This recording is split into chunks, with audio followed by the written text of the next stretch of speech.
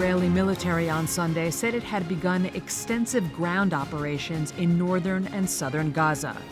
The increased military action comes after overnight strikes by Israel killed at least 130 people, according to Palestinian health officials.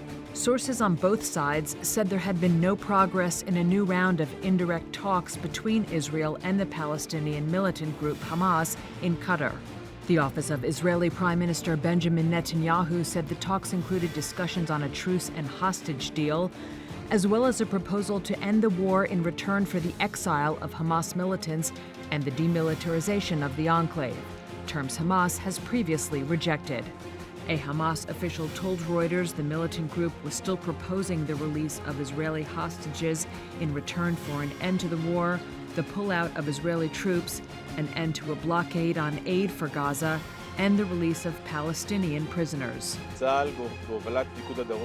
In this video released by the Israeli army, an Israeli official describes its new Operation Gideon's Chariots, which included a wave of strikes over the past week on hundreds of Hamas targets for the purpose, he says, of returning the hostages and dismantling Hamas's leadership.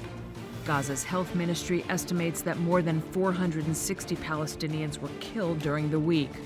The deaths of 130 or so Palestinians overnight are in addition to that figure.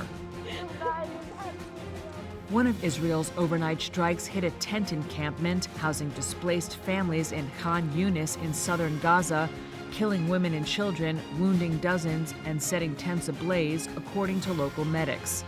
Israel's declared goal in Gaza is the elimination of the military and governmental capabilities of Hamas, which attacked Israeli communities on October 7, 2023, killing about 1,200 people and seizing 251 hostages, according to Israeli tallies.